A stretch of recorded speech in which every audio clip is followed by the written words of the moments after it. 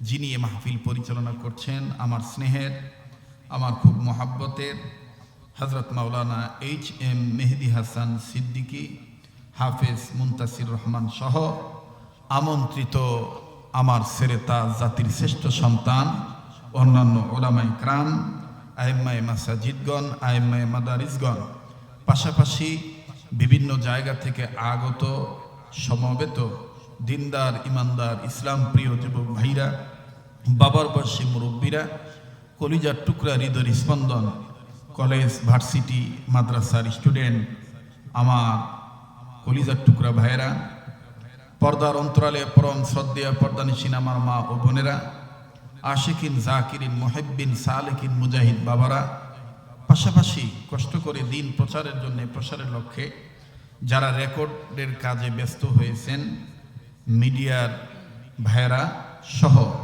আসুন আমরা প্রত্যেকেই দলমত নির্বিশেষে সে মহান আল্লাহ পাকের দরবারে কালিমাতুর শুকর আদায় করি, যে মহান মালিক আমাকে আপনাকে এই মাসের এই চাঁদে উম্মতের আলেমদের মজমায় সিরাত সম্মেলনে বেহেশতের বাগানে আসার বসার তৌফিক যে আল্লাহ দান করছেন, সে মহান মালিকের দরবারে জবান খুলে শুকরিয়া আদায় করি, গোলামের পরিচয় দিয়ে সবাই পড়ি আলহামদুলিল্লাহ। মানুষ যে পরিমাণ হয়েছেন, আওয়াজের দিক দিয়ে সে পরিমাণ স্বতঃস্ফূর্ততার প্রমাণ মিলে নাই। আজকে এখানে যিনারা আলোচনা করেছেন, আল্লাহ পাক প্রত্যেকের হায়াতের মধ্যে ভরপুর বরকত দান করেন। বলেন না আমিন। আরেকবার বলে না আমিন। আরেকবার বলে না আমিন। আলহামদুলিল্লাহ বললে কি জিহ্বা খাটো হয়ে যাবে? আল্লাহ ওয়ালাগণ বলেন, আল্লাহ পাক যে বান্দাদেরকে আলহামদুলিল্লাহ বলার তৌফিক দিয়ে থাকেন, এই বান্দাদের উচিত বেশি বেশি করে আলহামদুলিল্লাহ বলা। তাহলে আসুন না আরেকবার বলি আলহামদুলিল্লাহ। উম্মতের ওলামায়ে কেরামগণ আছেন, ওনাদের কাছে জিজ্ঞাসা করে দেখবেন, আমলের জন্য উদ্বুদ্ধকরণের লক্ষ্যে দিলের মধ্যে যেন আমলের জজবা পয়দা হয়, এই জন্য কথাটা বলছি। মুহাদ্দিসিনে কেরাম, মুফাসসিরিনে কেরাম, বুজুর্গ ওলামায়ে কেরামগণ বলেন, আল্লাহর কোনো বান্দাবান্দি যদি ইমানের সহিত কোনো প্রকার কোনো খানা খাদ্য খেয়ে যদি এতটুকুন বলে আলহামদুলিল্লাহ, আল্লাহ পাক সাথে সাথে তার জীবনের সমস্ত সগীরা গুনাহগুলি মাফ করে দেয়। তো সেই লক্ষ্যে সর্বাধিকভাবে শুকরিয়া আদায় করব কার? বলেন কার? তো বলেন আর একবার আলহামদুলিল্লাহ। এবার সে বিশ্ব নবীর পক্ষে দুরূদ শরীফ পাঠ করি, যিনি ডাক্তারদের ডাক্তার, যিনি মাস্টারদের মাস্টার, যিনি রাজনীতিবিদদের মধ্যে শ্রেষ্ঠ রাজনীতিবিদ, যিনি নেতাদের মধ্যে শ্রেষ্ঠ নেতা, যিনি বিশ্ব নেতা, যিনি নূরনবী, বিশ্ব নবী, আমার আপনার প্রেমের নবী, হাবিবি কিবরিয়া, সাইয়্যিদুল কাউনাইন, ইমামুল মুরসালিন, রাহমাতুল লিল আলামিন। আসুন সেই বিশ্ব নবীর পক্ষে দুরূদ শরীফ পাঠ করি, সবাই পড়ি সাল্লাল্লাহু আলাইহি ওয়াসাল্লাম। পড়েন না বাজান, সাল্লাল্লাহু আলাইহি ওয়াসাল্লাম। সবকিছু শুরুতে জানতে চাই, প্রিয় কাহালুবাসী, বীর কেদারবাসী, প্রিয় বগুড়াবাসী, আমার বাবারা ভাইরা, আপনারা সবাই কেমন আছেন? আমি আপনাদের দোয়ার বরকতে আলহামদুলিল্লাহ ভালো আছি। আল্লাহ সর্বদিক দিয়ে ভালো রাখছেন। মনে অনেক ব্যথা, অনেক বেদনা ছিল, এবং আমরা গত 2 বছর আগেও অনেকেই চিন্তা ভাবনা করতাম ঢাকা থেকে যে বগুড়াতে কি ওপেনভাবে আর মাহফিল করতে পারবো, আর কি সেদিন আসবে না। অথচ বগুড়ার মাটি থেকেই আমার মতন অনেক ইসলামিক আলোচকদের উত্থান হয়েছে। কথা বলেন ঠিক কিনা? তো যাই হোক, আল্লাহ অনেক দিন পর আপনাদের সামনে এনে দিয়েছেন। আল্লাহ যেন প্রয়োজনীয় কথাগুলি আমার জবান দ্বারা বের করে দেন। বলেন আমিন। আসুন আমরা প্রত্যেকেই সবার জন্য দোয়া করে নিই, আল্লাহ আপনি আমাদের অতীতের গুনাহগুলি মাফ করে দেন। অতীতে কি গুনাহ নাই? তাহলে আমিন বলতে এত কার্পণ্যতা করতেছেন, আমিনটা জোরে বলেন। আল্লাহ আপনি আমাদের অতীতের গুনাহগুলি মাফ করে দেন। আল্লাহ আপনি আমাদের বর্তমান জীবনের ভুল ত্রুটিগুলি সংশোধন করে দেন। আল্লাহ আপনি আমাদের ভবিষ্যৎ জীবনকে আলোকিত করে দেন। আল্লাহ অত্র এলাকার সমস্ত কবরবাসীদেরকে জান্নাতবাসী করে দেন। আল্লাহ, যারা হাসপাতাল ক্লিনিকের বেডে এবং বাড়িঘরের বিছানায় যারা রোগী হয়ে শুয়ে আছে, আল্লাহ তাদের রোগ থেকে তাদেরকে শেফা দান করেন। আল্লাহ আজকের এই মাহফিলকে ওলি আল্লাহ রুসিলা, নবী রুসিলা আপনি ভরপুরভাবে কামিয়াবি দান করেন। মুহতারাম হাজিরিন, আমাদের হযরত মাওলানা বড় ভাই মুফতি বজলুর রশিদ সাহেব, তিনি আপনাদের কাছে পবিত্র কোরআনুল কারীমের 114 সূরার মধ্যে হাজার হাজার আয়াত হতে একটি আয়াতের অংশ বিশেষ আপনাদের সামনে আলোচনা করেছেন। একটা বিষয় আপনাদেরকে বুঝাইতে চাইছেন, যে বিষয়টা আমি অল্প সময়ে যেটা উপলব্ধি করেছি, যে সকল আদর্শ বাদ দিয়ে আমার চারিত্রিক আদর্শ, আমার রাজনৈতিক আদর্শ, আমার পারিবারিক আদর্শ, আমার সাংগঠনিক আদর্শ, আমার সামাজিক আদর্শ, একমাত্র এই আদর্শ মানতে হবে বিশ্ব নেতা নবী মুহাম্মদ রাসূলুল্লাহ সাল্লাল্লাহু আলাইহি সাল্লাম। আমি ওনার কথার সাথে অ্যাড করে আপনাদেরকে একটা বিষয় শোনাতে চাই। সেটি হলো এই পৃথিবীতে আল্লাহ বেশিরভাগ যা কিছু সৃষ্টি করেছেন বেশিরভাগ জোড়া। কথা বলেন কি? বলেন বলেন, একটু কথা বলতে হবে। বলেন কি? জোড়া না পোড়া? আবার কন, আরেকবার কন। কিভাবে? দেখেন, আল্লাহ পাক আমাকে দুইটা চোখ দিয়েছেন, আপনাকে দিয়েছেন? দিয়েছেন। একটা চোখ না দুইটা? জোড়া না বেজোর? জোরে বলেন, জোড়া না বেজোর? জোড়া। এই চোখ দিয়েছেন কে? নাকি দুনিয়ার কোনো নেতা যারা ইসলামী আন্দোলন পছন্দ করে না, যারা ইসলামী শরিয়া মানে না, শরীয়তের বিধান মানে না, তারা দিয়েছেন? জোরে বলেন, তারা দিয়েছেন। এই চোখ দিয়েছেন কে? আলাম নাজআল লাহু আইনাইন।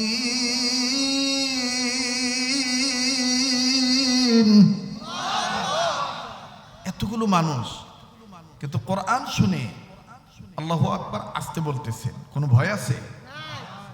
এই চোখ দিয়েছেন কে? আলাম নাজআল লাহু আইনাইন।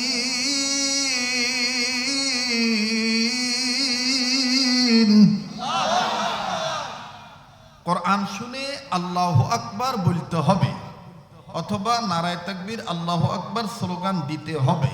এই নির্দেশ কোরআনে আছে না নাই? আল্লাহু আকবার কি জামাত ইসলামের স্লোগান? সরমনের পীরের একার স্লোগান? আল্লাহু আকবার সকল মুসলিম উম্মার স্লোগান। কথা বলেন ঠিক কিনা? এই আল্লাহু আকবার আওয়াজকে যারা জঙ্গিবাদের স্লোগান বলবে, যারা মৌলবাদীর স্লোগান বলবে, যারা মোল্লাতন্ত্রের মন্ত্র মনে করবে, তারাই হলো ইহুদি নাসারাদের আবিষ্কার করা সকল যন্ত্র। কথা বলেন ঠিক কিনা? মুহতারাম হাজরিন, আল্লাহু আকবার বলতে হবে, নির্দেশ কার? ইয়া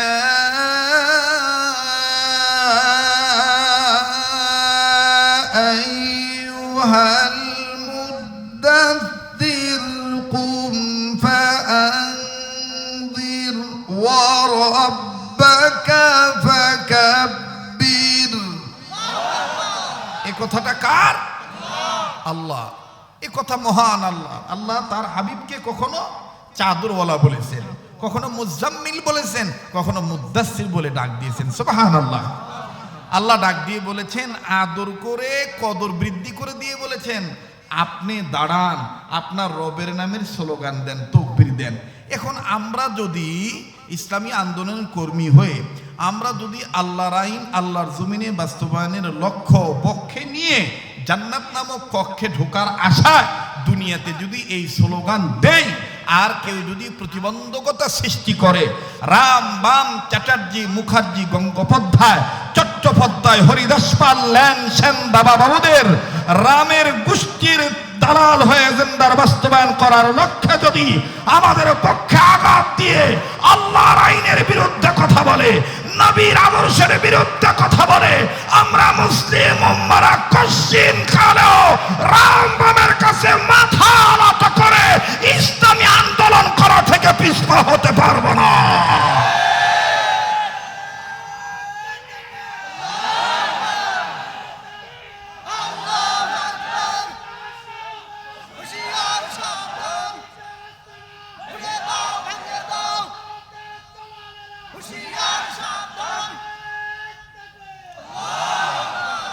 মুহতারাম হাজরিন, আল্লাহু আকবার বলতে হবে নির্দেশ কার?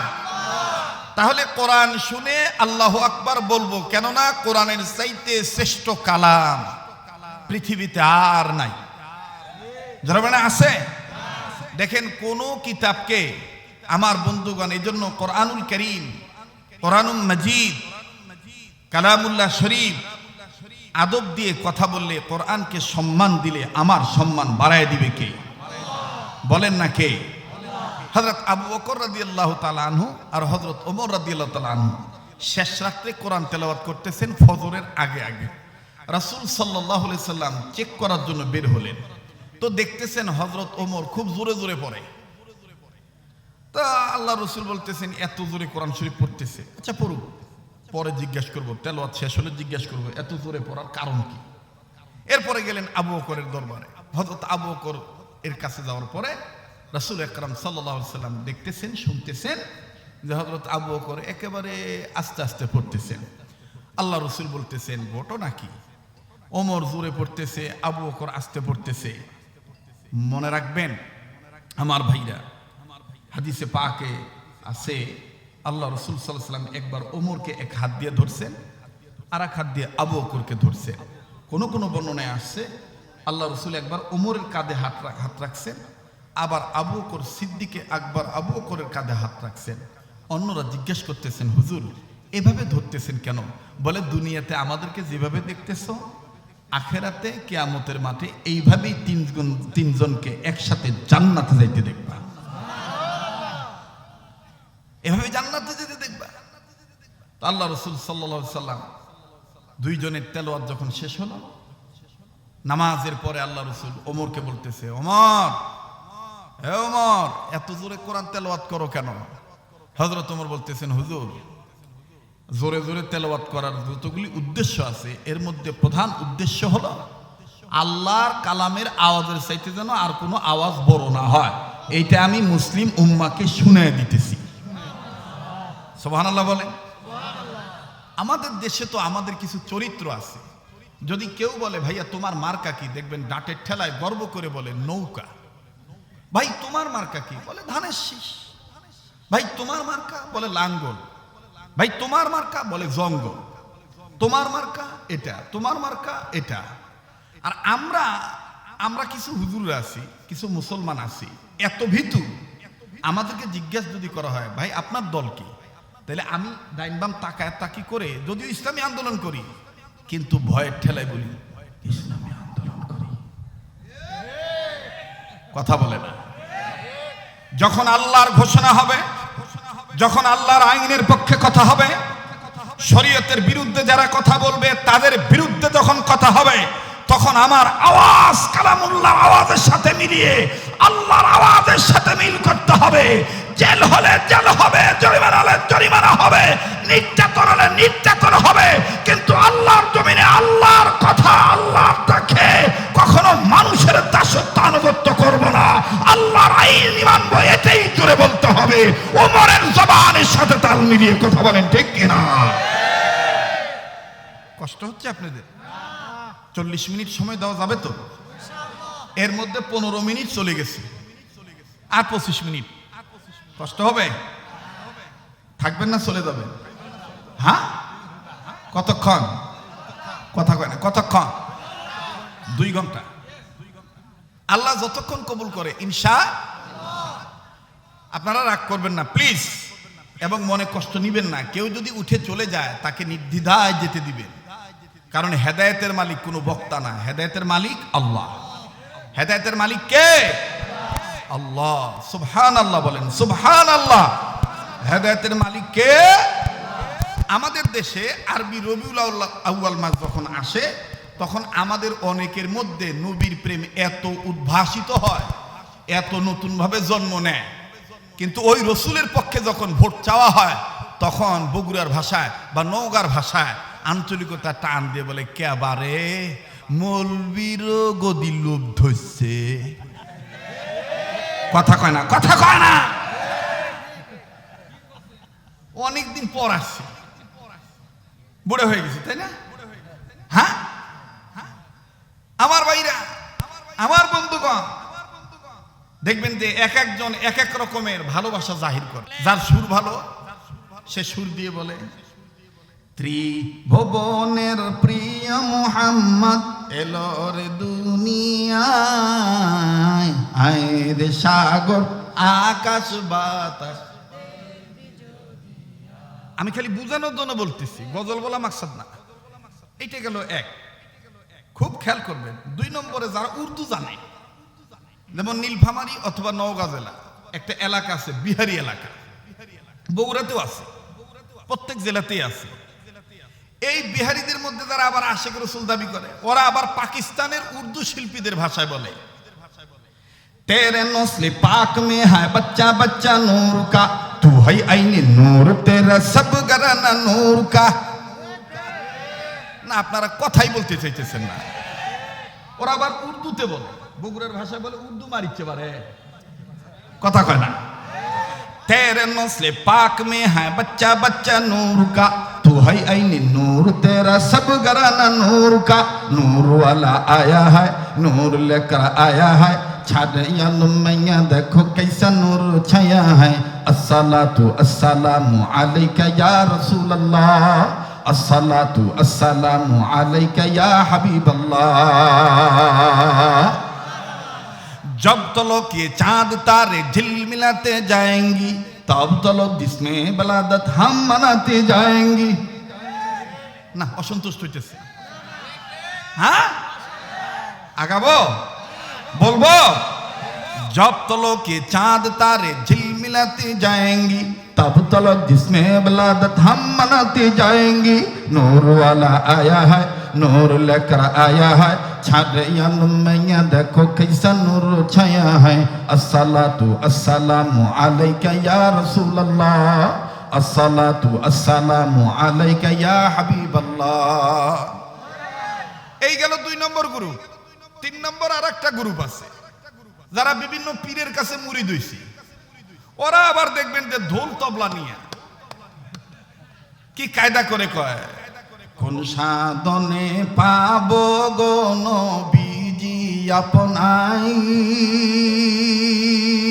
গো নবীজি কোন সাধনে পাবো আপনাই। এই গেল 3 নাম্বার। 4 নম্বর আরেকটা গ্রুপ আছে। বেজার হইতেছেন নাকি? মানে আমি দাবিদারদের সত্য না মিথ্যা এটা ফুটে তোলার জন্য একটু ডাইনে বামে বলতেছি, কষ্ট হচ্ছে নাকি? একটু কথা বলতে নিষেধ করেন দাদা। কি এখানে কি গল্প করতেছেন নাকি দাদা? একটু কায়দা করে একটু সরে দাঁড়ান, ডিস্টার্ব দিয়েন না। অনেকদিন পর আসছি, একটু মন খুলে কথা বলতে দেন নাকি কয়। এরপরে দেখবেন আর এক গ্রুপ আছে, কি কায়দা করে সুর দিয়ে কয়, আমি কেমনে পাবো নবীজি আপনাই, ও গো কামলি বহলা কেমনে পাবো নবীজি আপনাই। আমি কেমনে পাবো নবীজি আপনাই, ও গো কামলি বহলা কেমনে পাবো নবীজি আপনাই। আপো আল্লাহ পাক জাতে পাঠাই দিলেন দুনিয়াতে, আপো আল্লাহ পাক জাতে পাঠাই দিলেন দুনিয়াতে। নূরের বাতি দিলেন জ্বালায় সোনার মদিনায় গো নবীজি। আমি কেমনে পাবো নবী গো আপনাই, ও গো কামলিওয়ালা কেমনে পাবো নবীজি আপনাই। বললে সব হবে, গুনাহ হবে না, কথা সত্য, কিন্তু মতলব খারাপ। এজন্য একটু বলেন না, কথাটা বলেন না। আমি কেমনে পাবো নবীজি আপনাই, ও গো কামলিওয়ালা কেমনে পাব নবীজি আপনায়। যুবক ভাইরা গলাটা ছাড়ো না, আওয়াজ দাও না, শয়তানকে ভাগাও।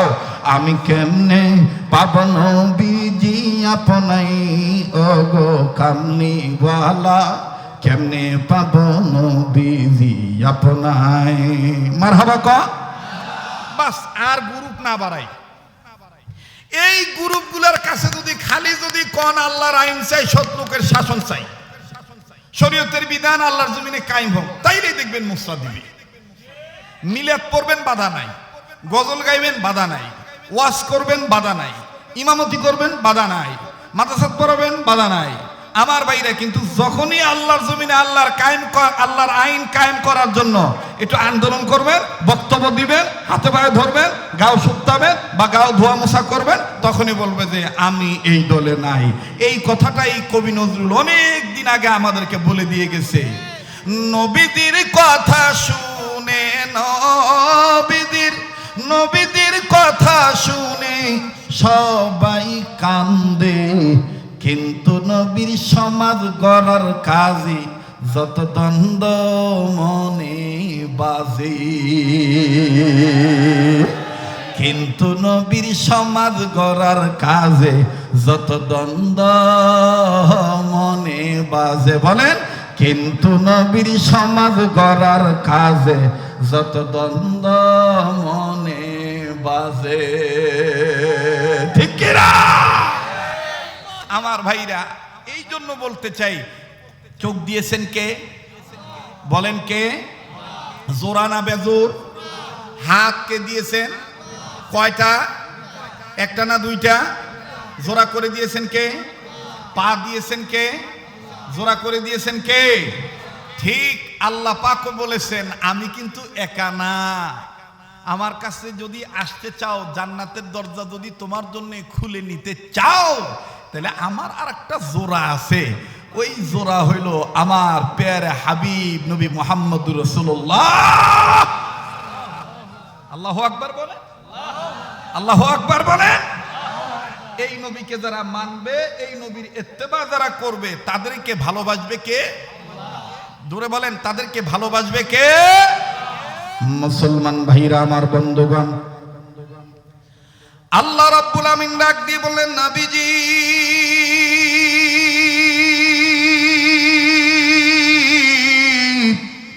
এই পৃথিবীর জমিনে যারা মানুষ রূপে জন্ম নিল, এই মানুষদেরকে আমি আল্লাহ রাব্বুল আমিন ভালো বানাবার জন্য নবী গো আমি আল্লাহ পাক জোড়া বস্তু নাজিল করে দিলাম দুনিয়ার জমিনে। নাম্বার 1, আমি আল্লাহ আমার পক্ষ থেকে কালামুল্লাহ কোরআন কারীম নাজিল করে দিলাম। দ্বিতীয় নম্বরে, এই কোরআনের আগে আপনাকে 1 নম্বর আমার হাবিব বলে আমি দুনিয়ার জমিনে নাজিল করে দিলাম। আরে ভাইরা, সিরাত সম্মেলনে এসেছেন, বাজান কি শুনবেন? গভীর মনোযোগী হয়ে শোনা চাই ভাই গো। সাহাবায়ে কেরাম আম্মাজান আয়েশাকে প্রশ্ন করলেন, আম্মাজান আয়েশা রাদিয়াল্লাহু তাআলা আনহা, আপনি বলেন তো দেখি নবী মুহাম্মদের চরিত্র কেমন ছিল? নবীজির চরিত্র সম্পর্কে আপনি বর্ণনা দেন। আম্মাজান আয়েশা ডাক দিয়ে বললেন, সাহাবীরা রে, তোমরা আমার স্বামী মুহাম্মদ নবীর চরিত্র সম্পর্কে জানতে চাও? শুনিয়া নাও, শুনিয়া নাও, শুনিয়া নাও। আমি আয়েশা তোমাদেরকে বলে দিয়ে যাই, আমার স্বামী মুহাম্মদের চরিত্র কোরআনুল কারীম। আওয়াজ দিয়ে বলেন না সুবহানাল্লাহ? আরেকবার আওয়াজ দিয়ে বলেন সুবহানাল্লাহ। আম্মা জানাই সাদাক দিয়ে বললেন, সাহাবীরা রে, মুহাম্মদ নবীর চরিত্র সম্পর্কে জানতে চাও? আমি আয়েশা তোমাদের বলে দিয়ে যাই, আমার স্বামী মুহাম্মদের চরিত্র কানা খুলুকুহুল কোরআন। আমার স্বামী মুহাম্মদের চরিত্র হলো কোরআনুল কারীম। তোমরা কি কোরআনুল কারীম চোখে দেখো না? এই কোরআনটাই তো হলো আমার স্বামী মুহাম্মদের চরিত্র। আরে বাবাজি, কোন কোরআনুল কারীম হলো নবীদের জন্য সিরাত গ্রন্থ, কোন কোরআনুল কারীম হলো নবীদের আদর্শ, কোন কোরআনুল কারীম হলো নবীদের চরিত্র। এই কোরআনুল কারীম সম্পর্কে আমার আল্লাহ ডাক দিয়ে বললেন, নবীজি পৃথিবীর জমিনে যারা মানুষ রূপে জন্ম নিল, এই মানুষ যদি আমার কোরআনের দিকে আগে আসে, আমি আল্লাহর আইনের দিকে যদি ধাবিত হয়, আমার ডাকে যদি তারা সাড়া দেয়, আমি আল্লাহ রব্বুল আমিন তাদের দুইটা জিনিস পুরস্কার দেব। ওয়াল্লাহু ইয়াদউ ইলাল জান্নাতি ওয়াল মাগফিরাতি বিইজনিহি ওয়া ইউবাইয়িনু আয়াতিহি লিন-নাস।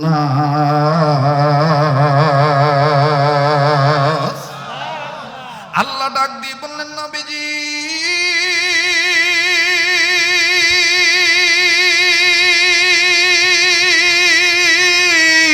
পৃথিবীতে যারা মানুষ রূপে জন্ম নিল, এই মানুষগুলি যদি আমি আল্লাহর আহ্বানে সাড়া দেয়, আমি আল্লাহ রব্বুল আলামিন তাদের দুইটা জিনিস পুরস্কার দেব। নাম্বার 1, আমি আল্লাহ তাদের জীবনের গুনাহগুলি মাফ করে দেব। দ্বিতীয় নম্বরে, আমি আল্লাহ তাদের জান্নাত লেখে ধন্য করে দেব। কাজী আসেন না সিরাত সম্মেলন থেকে স্লোগানটা ঠিক করে নেই, আল্লাহ তোমার জান্নাতে যাব। বলেন আল্লাহ। না না, এতগুলো মানুষ আওয়াজ দিচ্ছেন না, দোয়া করে দেব। আমার কিন্তু ভেদাল নাই, মানে কোনো কালেকশন আর আমার দ্বারা নাই। আমি শুধু এখন আপনাদের কিনে দোয়া করতে পারলেই বাসি। আপনারা কি থাকবেন না যাবেন? সোনার ভাইরা, কলিজার টুকরা যুবক ভাইরা, বাবারা, মুরব্বী বাবারা, বলেন থাকবেন না যাবেন? তাই সামনের ভাইরা চুপ থাকেন, পিছনের ভাইরা একটু আওয়াজ দিয়ে বলেন তো আল্লাহু আকবার। না না, সামনের ভাইরা দিয়েন না, পিছনের ভাইরা। এই আম গাছের জন্য দেখা যায় না কার মাথা কোনটা, খালি গাছ আর পাতাই দেখা যায়, মাথাই বোঝা যায় না। এই জন্য সামনের ভাইরা চুপ থাকেন, পিছনের ভাইরা একটু জোরে বলেন তো আল্লাহু আকবার। আছে আলহামদুলিল্লাহ। এবার পিছনের ভাইরা চুপ থাকেন, সামনের ভাইরা নারায়ে তাকবীর। এবার সামনের ভাইরা পিছনে ভাইরা তাকবীর দিবেন। তবে তাকবীর দেওয়ার একটা মোশান আছে। মোশান হলো এরকম করে হাত মুষ্টি বাঁধতে হবে, উঁচু করতে হবে, নিজে একটু খাটতে হবে, আবার কারো পিঠে দাঁড়ায় যেন না লাগে। একটু 2 হাত তোলেন তো বাধা, হাত তোলেন তোলেন তোলেন। মাশাআল্লাহ, আল্লাহ তুমি দেখো কে কে তুলে নেই। এই পাগলের সাথে হাত তুলে ঠকবেন না। এই পাগলকে আল্লাহ বছরে কয়েকবার মক্কা মদিনায় নেয়। আমি কাবা ধরে আপনাদের জন্য দোয়া করি, দোয়া করব ইনশাআল্লাহ। এবার একটু হাতটা খোলেন, লাগান, আবার হাত মুট করেন, আবার খোলেন, আবার ধরেন, আবার খোলেন। এবার একটু নাড়াচাড়া দেন তো বাবা। এবার ঘুম ভাঙানোর জন্য, শয়তান খেদানোর জন্য একটু ডাইন বাম নাড়াচাড়া দেন, ধরে নাড়েন। আর মুজাহিদের কণ্ঠ নিয়ে, বিপ্লবী কণ্ঠ, ইসলামী আন্দোলন কর্মী হয়ে উর্বর জমিনে বর্বরতাকে দাফন করার লক্ষ্যে বলেন তো দেখি আল্লাহু আকবার, লিল্লাহ তাকবীর, লিল্লাহ তাকবীর, লিল্লাহ তাকবীর। হাত নামান, কষ্ট দিলাম, বেজার হইলেন? হ্যাঁ, তাইলে একটু মেহেরবানি করে আবার আওয়াজ দিয়ে বলেন তো আল্লাহ তোমার জান্নাতে যাব। বলেন আল্লাহ তোমার। মাশাআল্লাহ, ভালো লাগতেছে, খুব ভালো লাগতেছে। আমি তো ভাবছিলাম আমাকে ভুলেই গেছে, এখন দেখতে না আসলে আমাকে অন্তরে থুইছে। অন্তরে থুইলে অন্তরের মহব্বত আলাদা, কথা বলেন ঠিক কিনা? আল্লাহ তোমার জান্নাতে যাব। বলেন আল্লাহ তোমার, তোমার কোরআন মেনে নিয়ে জীবন চালাব। তোমার কোরআন মেনে নিয়ে ও আল্লাহ তোমার জান্নাতে যাব। বলেন আল্লাহ তোমার। জোরে জোরে কর মারহাবা, আরো জোরে কর মাশাআল্লাহ। আমার ভাইরা, আমার বন্ধুরে, ঘাবড়াবেন না। হুজুর বুঝি অনেকদিন পর আসছি, এতদিন ওয়াজ করতে পারে নাই। আজকে হুজুর চান্স পাই মনে হয় রাত্র শেষ করে দিবি না। বাজান, অল্প সময়ের মধ্যে আমি কথাটা ফিনিশিং দিয়ে দোয়া করে বিদায় নিয়ে চলে যাব। একটু গভীর মনোযোগী হওয়া চাই, লক্ষ্য করে শুনবেন বাবা। নবীর সিরাত হলো কোরআনুল কারীম, নবীর আদর্শ হলো প্র্যাকটিক্যাল কোরআনুল কারীম। কথা বলেন ঠিক কিনা? এই নবীর দিকে যখন আসতে চাইবি, এই নবীর আন্দোলন যখন আপনি মানবেন, তখন নানাবিধ বাধা আসবে, নানাবিধ আমার বন্ধুগণ প্রতিবন্ধকতা আসবে। আমার আপনার দিনের রাখা দরকার। আল্লাহ পাক ডাক দিয়ে বললেন, নবীজি কোন কোরআনুল কারীমকে আমি আল্লাহ আপনার সিরাত গ্রন্থ বানায় দিলাম, এই কোরআনুল কারীম সম্পর্কে আমি আল্লাহ আপনাকে জানায় দিলাম। মহান রব বলেন সূরাতুজ জুমারের 41 নম্বর আয়াত দ্বারা আল্লাহ জানালেন, ইন্না আনজালনা আলাইকাল কিতাবা লিন্নাসি বিল হক ফামান ইহতাদা ফালিনাফসিহি ওয়া মান দাল্লা ফাইন্নামা ইয়াদিল্লু আলাইহা ওয়া মা আনতা আলাইহিম বিওয়াকিল। আল্লাহ ডাক দিয়ে বলেন, নবীজি যেই কোরআন আপনার উপর নাজিল করলাম এটা লিন্নাস মানুষদের জন্য বিল হক সত্যের বিধান আকারে। জোরে কোন কোরআন সত্যের কিতাব না মিথ্যার কিতাব? আরো জোরে বলেন, কোরআন সত্য না মিথ্যা? এই তাইলে বোঝা যায় যারা মুসলমান হওয়ার পর কোরআনের আন্দোলনকে ঘৃণা করে ওরাই হলো মিথ্যাবাদী। কথা বলেন ঠিক কিনা? ওরা কি মিথ্যাবাদী? কোরআন হলো সত্য, নবী হলো সত্য, সাহাবায়ে কেরাম রক্ত দিয়েছে দিন কায়েমের জন্য, এটাই সত্য। এটাকে যারা মোল্লাতন্ত্র বলে গালি দেয় এরা রামবাম চ্যাটার্জির মুখার্জির দালাল, এরাই সত্য। এই খালের মোড়া কুত্তাদেরকে লাথি মেরে বঙ্গোপসাগরে ফেলে দেওয়া দরকার।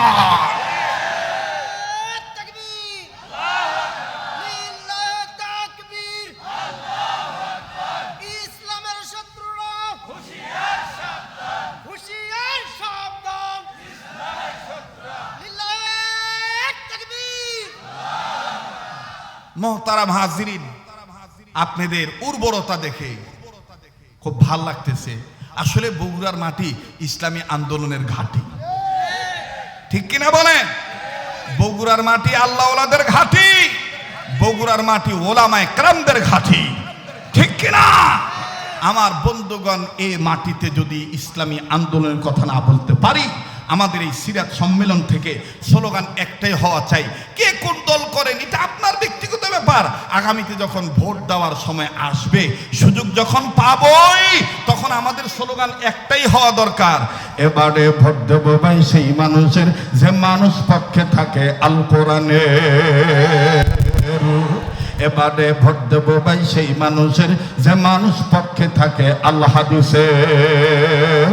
এবারে ভোট দেব ভাই সেই মানুষের যে মানুষ পক্ষে থাকে আল কোরআন। নারায়ে তাকবীর,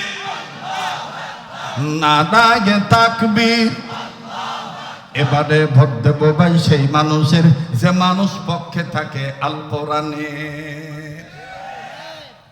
খাপে খাপে মিলে যাচ্ছে রে, ঠিক আছে না? চলবে? আমি ভাই ছোট মানুষ, ওই যে বড় ভাই বলে গেছে, আমাদের ওয়াজ করা দেখেই এর ভিতরে একটা আশা জাগছিল বক্তা হন। আসলে সত্যি বক্তা যে জীবনে হতে পারবো বা কথা যে বলতে পারবো এটা কোনোদিন মানে চিন্তাও করিনি, বুঝতে পারছেন? এই বড়রা মহাব্বত করছে, ভালোবাসছে, বড়দেরকে মহাব্বত করবেন, সেটা আলিয়ার আলেম হোক আর কওমির আলেম হোক, বড়দের দোয়া কখনো বিফলে যায় না, ঠিক কিনা বলে? মানুষের দোয়া, এ দোয়া আলাদা একটা সম্পদ। আল্লাহ তাআলা আমাদের সবাইকে কবুল করে, আবার বলে না আমিন। তো ইসলামের পক্ষে আসতে গেলে, বাস্তব সিরাত গ্রন্থ কোরআন মানতে গেলে বাধা আসতেই পারে। এজন্য কি ইসলামী আন্দোলন করা বাদ দেব? জনগণ বাদ দেব? তাইলে যুবকদেরকে লক্ষ্য করে একটা ঘটনা শোনাই। এটা অনেকে শুনছেন অথবা নাও শুনতে পারেন। আমার ভাইরা, মক্কায় বিল পাস হয়ে গেল। এই মোহাম্মদ কেমন মানুষ, মোহাম্মদের কাছে আসলে মোহাম্মদের কালেমার দাওয়াত দিতে হয় না, দেখলেই কালেমা পড়ে মুসলমান হয়ে যায়। অতএব সিআইডি লাগাতো, মোহাম্মদকে দেখায় দেয় কে কে, ওদেরকে আগে ধরো। ভাই ভাই কথা না বলি, ওদেরকে আগে একটু দেখায়, ওদের আগে বিচার কর। আমাদের বাংলাদেশেও কিন্তু এরকম একটা সময় ছিল, সাইদি সাহেবের নাম নেয় কে কে দেখতো, কোন বক্তা সাইদির নাম নেয়, এই বক্তা কোনো রাজনীতি করে না, খালি আল্লামা দেলোয়ার হোসেন সাইদি রহমতুল্লাহর জন্য দোয়া করছে, তাই ওর বিরুদ্ধে মামলা হয়ে গেছে। দেখতো মামুনুল হকের নাম কে কেনে, ফয়জুল করিমের নাম কে কেনে, ইসলামী আন্দোলনের কথা কে বলে, আল্লাহর জমিনে আল্লাহর আইন চাই এই কথাটা কে বলে? দেখতো এই বক্তা এরাই জঙ্গি কাকা। জঙ্গি জঙ্গি ভাব আর এটা বাংলাদেশে খাবে না।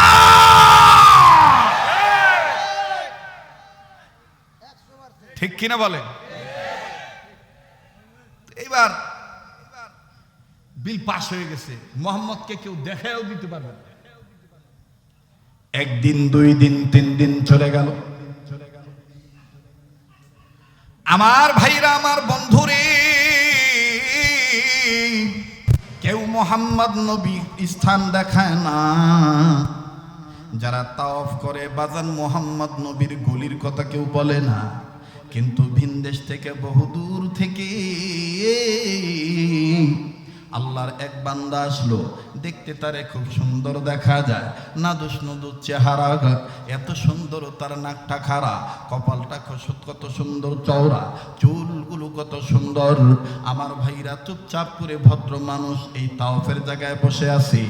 সকাল থেকে বিকাল হয়ে গেল, বিকালের পরে যখন সন্ধ্যা হবে বাপ, সূর্য যখন ডুবু ভাব, হযরত আলী রাদিয়াল্লাহু তাআলা আনহু ওই দিন আমার বন্ধুগণ, আমার ভাইরা, তাওফের জায়গা অর্থাৎ মাতাফ এরিয়া যখন চেক করতেছিলেন, হযরত আলী দেখেছেন সকালবেলায় এই যুবকটাকে বসতে থাকতে দেখছি। এই যুবকের বাড়ি কোথায় তাও জানি না। সন্ধ্যাবেলাও দেখতেছি একই জায়গায় বসে আছি। চেহারা দেখার পরে মনে হচ্ছে খানা খায় নাই, ক্ষুধার্ত মনে হয় কোনো ব্যক্তির তালাশে আছে। হযরত আলী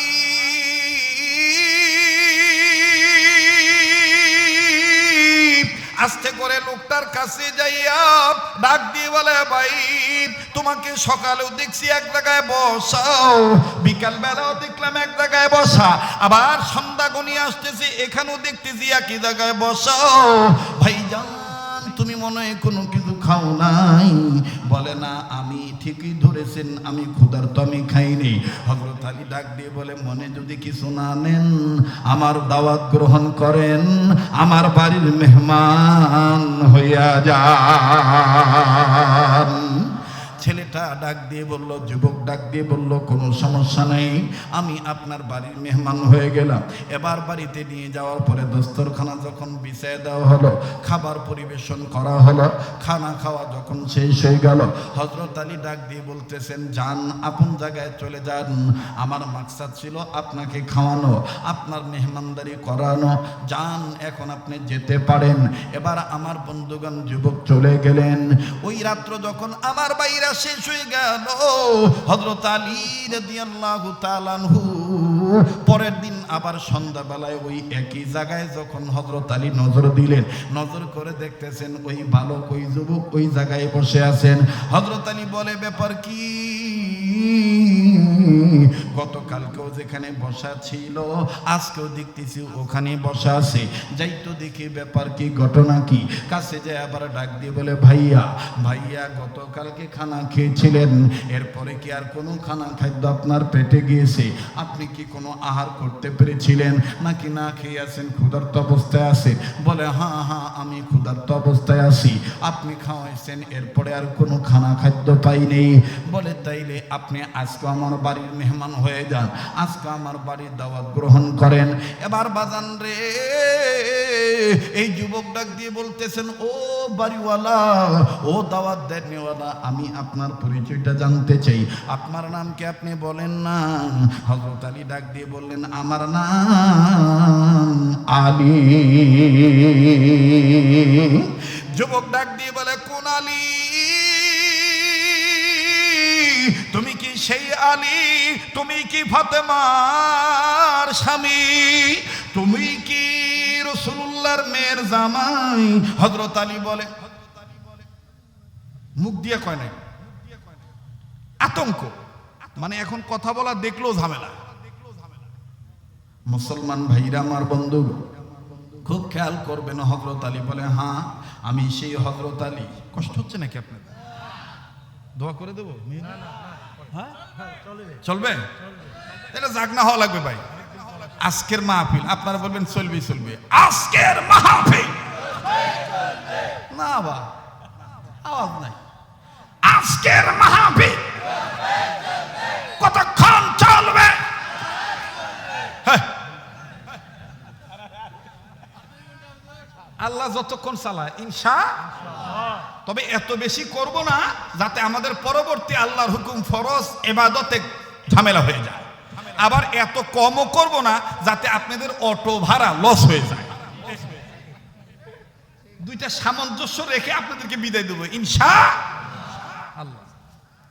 মোহতারাম হাজিরিন, মুসলমান ভাইরা, আমার বন্ধু, হযরত আলী যখন বললেন আমি সে আলী, এবার লোকটি কান্দে, যুবক কান্দে, ডাক দিয়ে বলে আমার কপাল কত ভালো, আমি আলীর বাড়ির মেহমান, নবীর মেয়ের স্বামীর দস্তরখানায় বসবো। এবার হযরত আলী বলতেছে আমার পরিচয় জানলেন, আপনার পরিচয় পরে আমি জানবো, আগে আমি আপনাকে খাওয়ায় নেই। এবার বাদান্ডে ওই দিনের মতন যখন ওই দিনের ন্যায় দ্বিতীয় দিনও খানা খাওয়ানো হলো, খানার শেষে হযরত আলী ডাক দিয়ে বললেন এখন আপনি চলে যেতে পারেন, তবে চলে যাওয়ার আগে আপনি আমার পরিচয় জানছেন, আপনার পরিচয় একটু একটু বললে আমি খুশি হইতাম। লোকটি ডাক দিয়ে কয় আলী রে, আমার নাম আবু যর গিফারি। বলে তোমার নাম আবু যর গিফারি, কেন এই জায়গায় আসছো? বলে আলী রে, আমার নাম আবু যর গিফারি, তোমাকে আমি একটা কথা জিজ্ঞেস করব, বলবো অতি তাড়াতাড়ি। এবার হযরত আলী বলে কিসের এত পারাপারি? তোমার নাম আবু যর গিফারি, কি তুমি জিজ্ঞেস করবা? যাহা বলবো তাড়াতাড়ি। কেন তুমি করতেছ এত পারাপারি? কান লাগান, দেখেন কি ওয়াজ করে আব্দুল খালেক শরীয়তপুরি। আসলে পুরানসল বাতে পারে, ঠিক না? পুরানসল বাতে পারে না? মুসলমান ভাইরা আমার, হযরত আলীর হাতটা ধরে দেন, হুজুর তো হাতটা দেন, হাত ধরলেও সব হবে। বা আমরা গরিব মানুষ তো, ওনার হাতটা ধরলেও আল্লাহ বড় লোক বানায়, ঠিক আছে না? লোক কিনে হাত ধরছি। তো এইবার হযরত আলীর হাতের সাথে হাত আবু যর গিফারি লাগায় বলে আমার নাম আবু যর গিফারি। বলে আপনি এই জায়গায় কেন 2 দিন ধরে এক জায়গায় বসে আছেন? ডাক দিয়ে কয় আলী রে, আমি বহু দূর থেকে এসেছি নবী মুহাম্মদের তালাশি, আমি কেমনে পাব নবীজি আপনাই, ও গো কামলিওয়ালা, কেমনে পাব নবীজি আপনাই? বলেন না, আমি কেমনে পাব নবীজি আপনাই, ও গো কামলিওয়ালা, কেমনে পাব নবীজি আপনাই? এই কথা যাহা বলছে তাহা হযরত আলী মুখটা সাপ দিয়ে দিচ্ছে, চুপ। এইটা যদি খালি মক্কার নেতারা জানে, তোমাকে মারবে, আমাকে মারবে। তুমি কি জানো না মোহাম্মদ নবী কোথায় আছে? ওনাকে ওনার স্থানটা জিজ্ঞাসা করাটাও অপরাধ। আবু যর গিফারি বলতেছে হ্যাঁ, আমি এসে উপলব্ধি করতে পারলাম, আমি বুঝতে পারলাম, অনুধাবন করতে পারলাম, সব শুনশান অবস্থা, কেউ কোনো কথা কয় না। কয়েকজনকে জিজ্ঞাসা করলাম, সবাই খালি কয় চুপ চুপ চুপ। ওই দেখেন নাই গত গভর্নমেন্টের আমলে আমরা বক্তারা ওয়াজ করার আগেই থানার থেকে প্রশাসন যাই আমাদের সাথে ভাতও খাইতো, আলু খাইতো, গরুর গোস্ত খাইতো, সবই খাইতো। খায় ডাক দেখা হুজুর দেখে শুনে ওয়াজ করবে। বোঝেন তো আমরা পড়ার চাকরি করি, কথা বলবেন না, মানে এমন একটা অবস্থা। তো হযরত আলী বলতেছেন যে আবু যর গিফারি বলতেছে কয়েকজনকে জিজ্ঞেস করেছি, সবাই বলছে চুপ, তোমার দান্দা তুমি থাকো, মোহাম্মদ কোথায় থাকে আমরা জানি না। হযরত আলী বলে ওরা জানে কিন্তু বলবে না। কেন? ওরা আবু জাহেল, উতবা, সাইবাকে ভয় পায়। আবু যর গিফারি বলতেছে আলী, তুমিও কি তাদেরকে ভয় করে নবীর জায়গার কথাটা গোপন রাখবা? আমি তো জেনেছি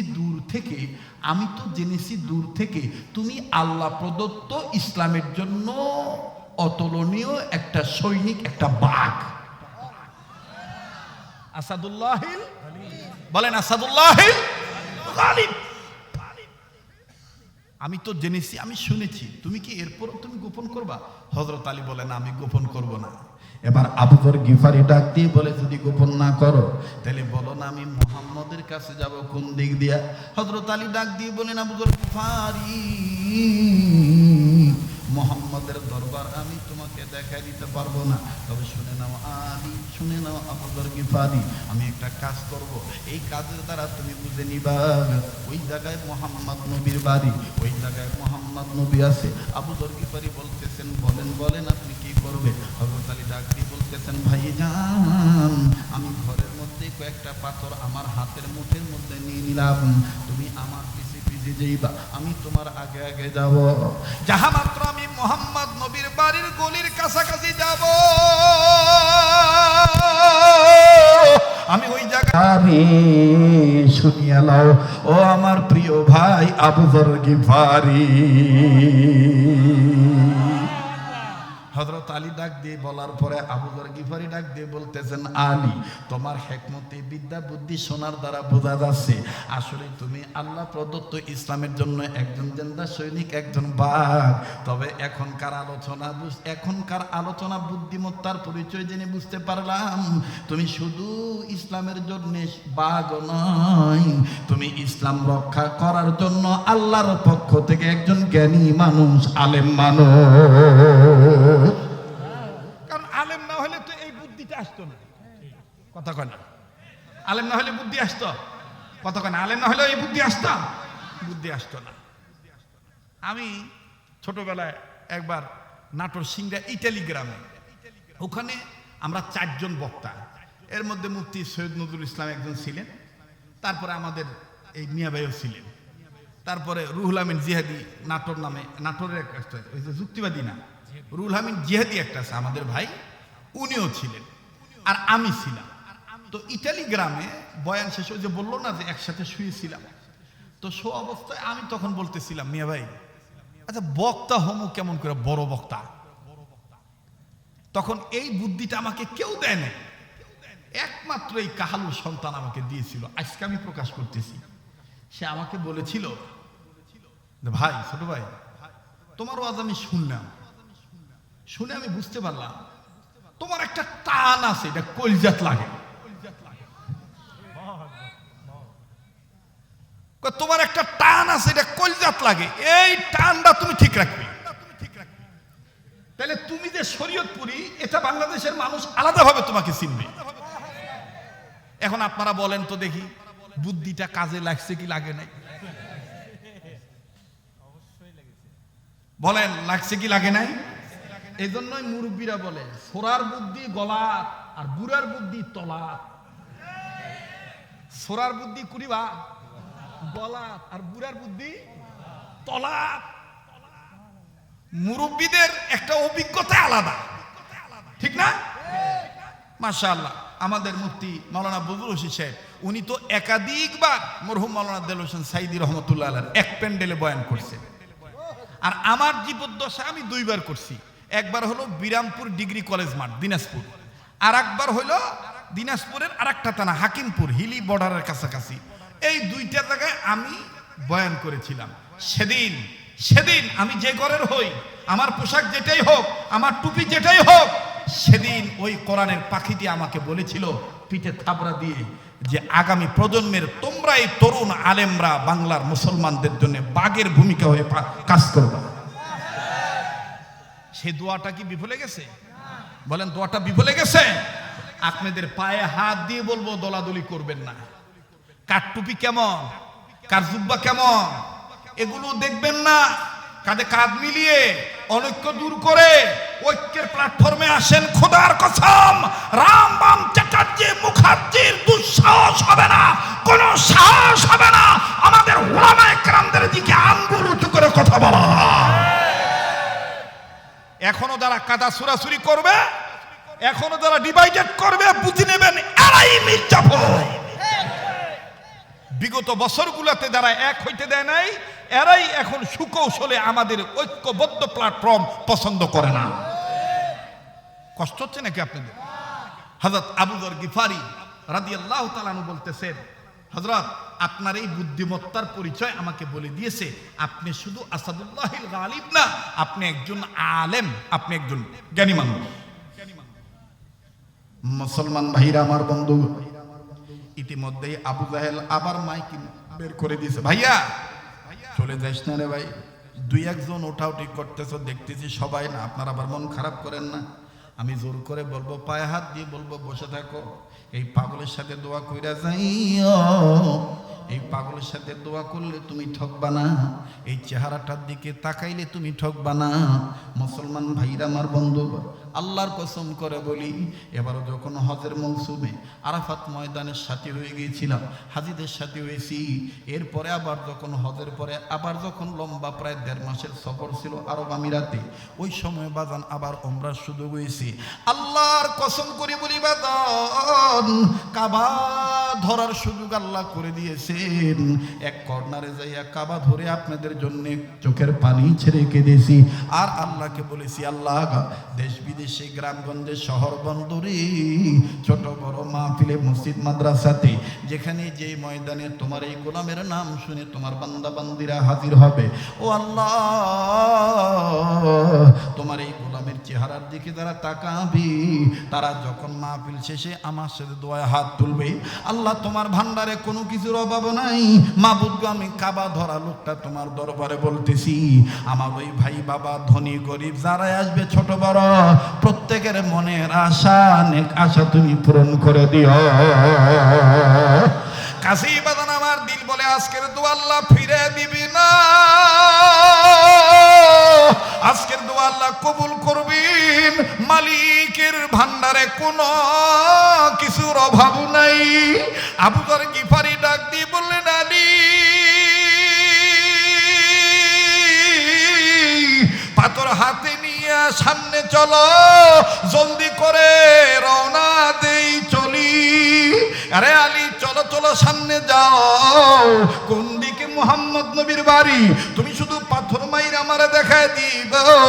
হযরত আলী রাদিয়াল্লাহু তাআলা এবার সামনে সামনে যায়, আগে আগে যায়, আর আবু যর গিফারি রাদিয়াল্লাহু তাআলা পিছে পিছে হযরত আলীকে ফলো করতেছেন।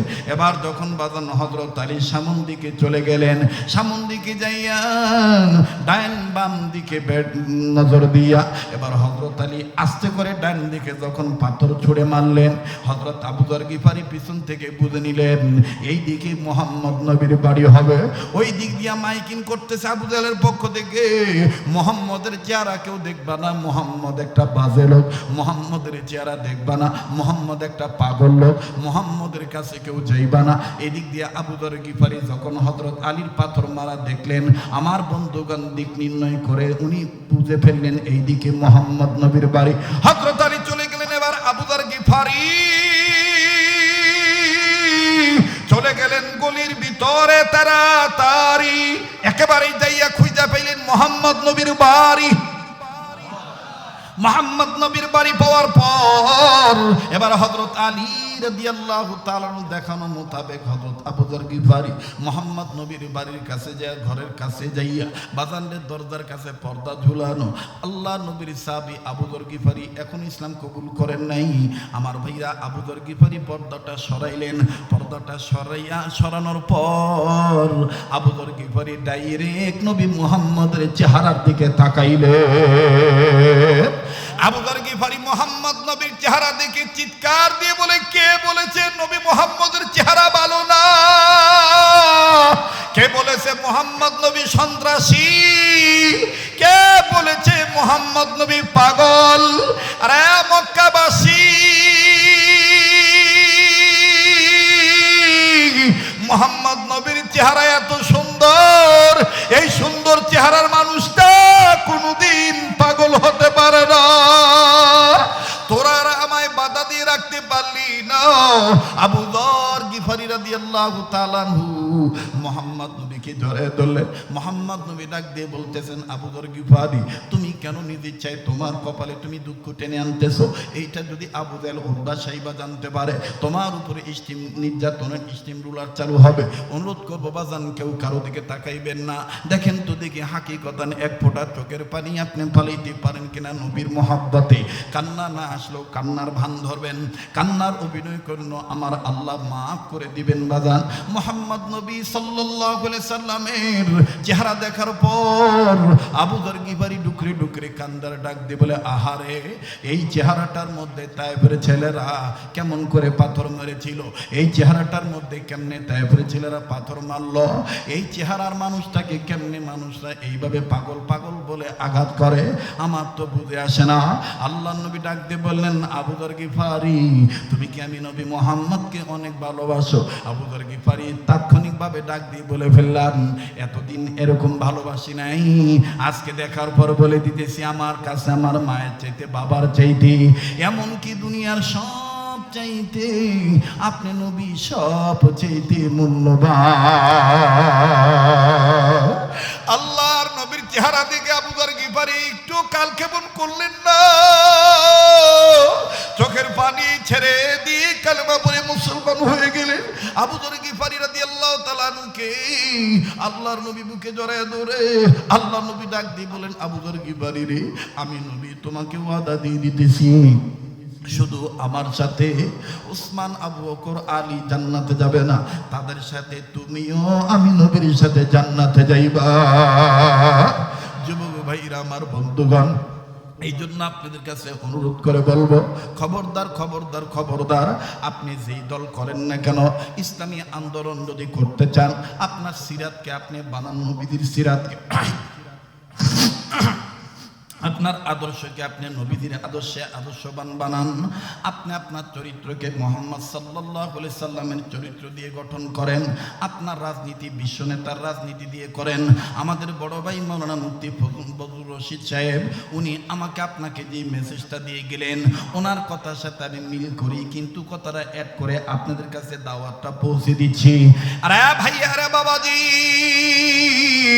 নবী মুহাম্মদ সাল্লাল্লাহু আলাইহি সাল্লামকে আপনি আদর্শ নেতা মানেন, আমার নেতা তোমার নেতা বিশ্ব নবী মুস্তাফা, এই কথাটা মনে প্রাণে তুমি আমি বিশ্বাস করে সামনের দিকে যদি আগাইতে পারি, খোদার কসম আমাদের পরিবারে অশান্তি আসবে না, আমাদের সমাজে অশান্তি আসবে না, আমাদের কোনো ধরনের কেউ বাধা দিয়ে আটকায় রাখতে পারবে না। ইনশাআল্লাহ ইসলামের জয় হবেই হবে, কথা বলেন ঠিক কিনা? কাজী বাদান, রক্ত লাগলে রক্ত দেব, সময় লাগলে সময় দেব, অর্থ লাগলে অর্থ দেব। আমি দেখতে চাই এখন কে কতটুকু কানতে পারেন।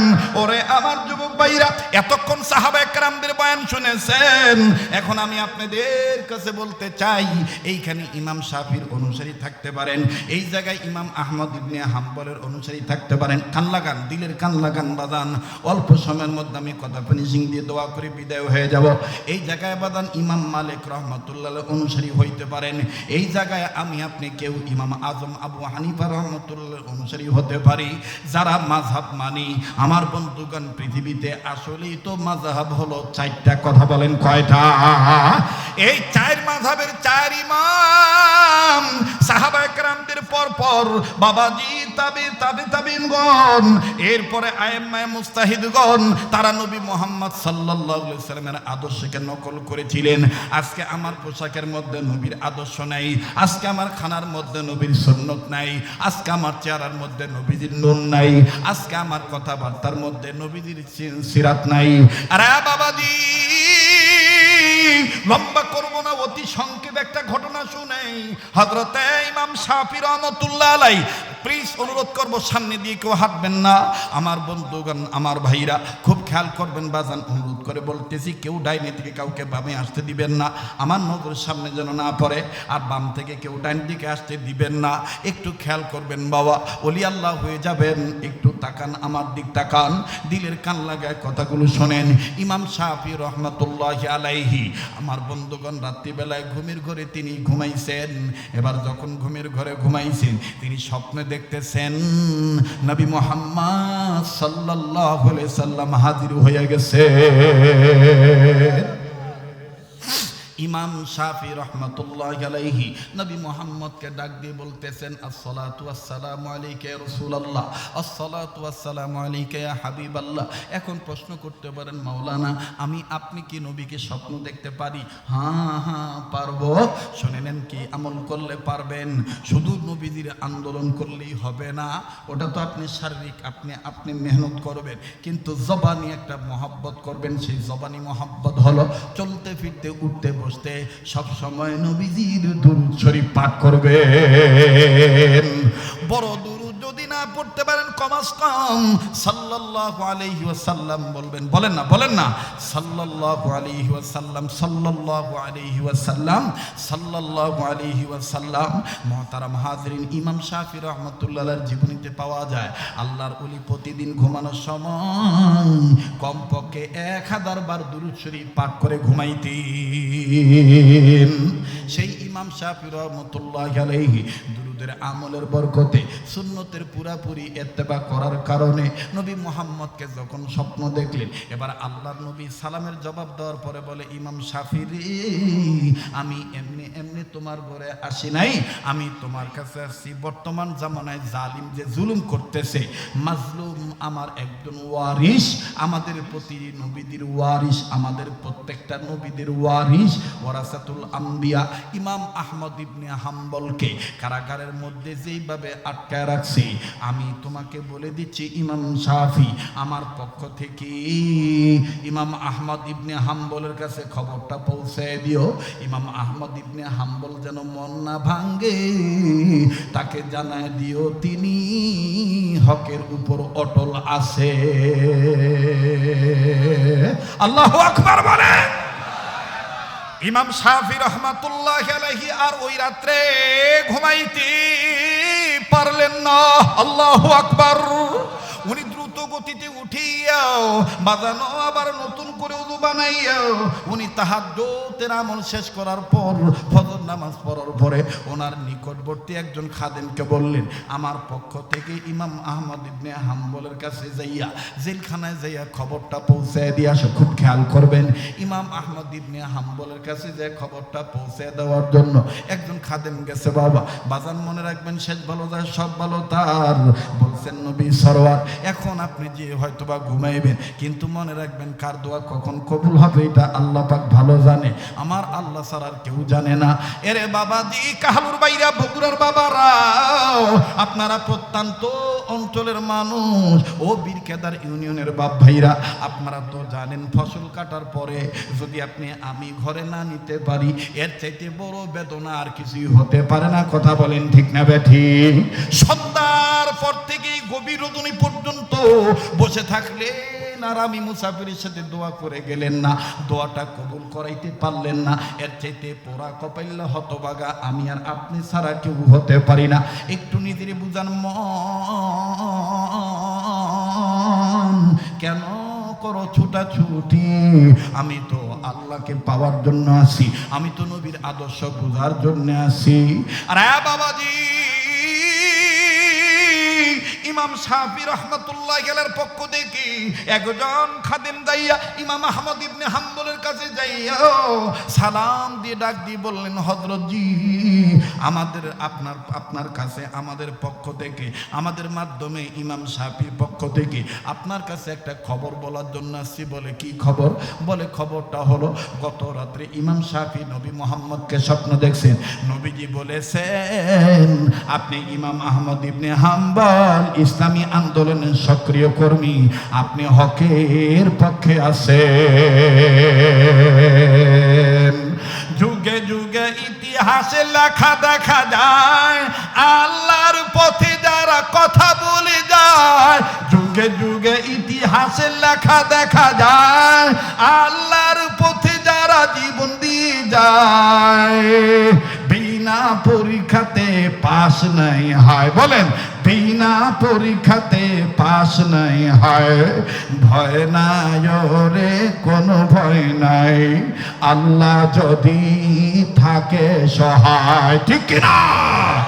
ভয় নাই রে কোনো ভয় নাই, আল্লাহ যদি থাকে সহায়, দুর্গম গিরিপথ পাড়ি দিয়ে যায়, দুর্গম গিরিপথ পাড়ি দিয়ে যায়। ভয় নাই রে কোনো ভয় নাই, আল্লাহ যদি থাকে সহায়। লিল্লাহ তাকবীর।